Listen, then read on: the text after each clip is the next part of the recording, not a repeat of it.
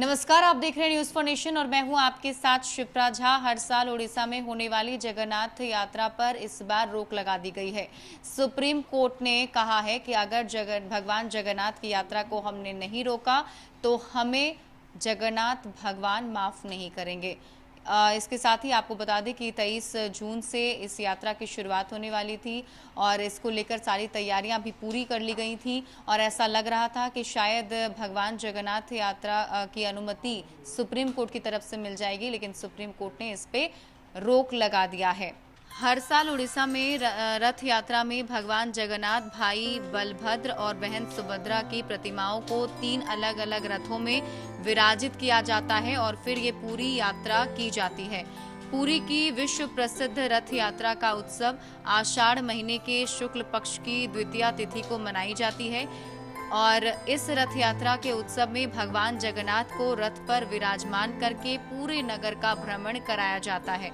रथ यात्रा में भगवान जगन्नाथ के अलावा उनके बड़े भाई बलराम और बहन सुभद्रा के रथ भी निकाले जाते हैं। रथ यात्रा जगन्नाथ मंदिर से शुरू होकर गुंडीचा मंदिर तक पहुंचती है।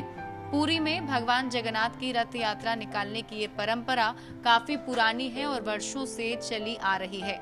इस पवित्र रथ यात्रा से जुड़ी कई सारी मान्यताएं प्रचलित हैं, जिसमें से एक है कि कलयुग के प्रारंभिक काल में मालव देश पर राजा इंद्रधूम का शासन था।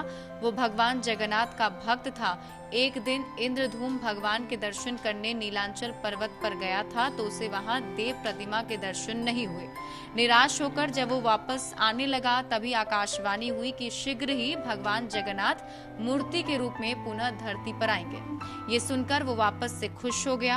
आकाशवाणी के कुछ दिनों बाद एक बार जब इंद्रधूम पुरी के समुद्र तट पर टहल रहे थे तभी उन्हें समुद्र में लकड़ी के 2 विशाल टुकड़े तैरते हुए दिखे। तब उन्हें आकाशवाणी की याद आई और सोचा कि इसी लकड़ी से वह भगवान की मूर्ति बनाएंगे। फिर वो लकड़ी को महल में लेकर आ गए और भगवान की आज्ञा से देवताओं के शिल्पी विश्वकर्मा वहां बढ़ई के रूप में प्रकट हुए और उन्होंने उन लकड़ियों से भगवान की मूर्ति बनाने के लिए राजा से कहा। राजा ने इसकी आज्ञा दे दी, लेकिन मूर्ति बनाने से पहले बढ़ई रूपी विश्वकर्मा ने एक शर्त रख दी कि जब तक मूर्ति का निर्माण होगा तब तक यहाँ पर कोई नहीं आएगा। लेकिन अचानक से एक दिन भूलवश राजा ही वहां पहुंच गए, जिसके बाद विश्वकर्मा भगवान गायब हो गए और वो जो मूर्ति थी वो अधूरी रह गई। तभी आकाशवाणी हुई कि भगवान इसी रूप में स्थापित होना चाहते हैं। तब राजा इंद्रधूम ने विशाल मंदिर बनवाकर तीनों मूर्तियों को वहां पर स्थापित कर दिया।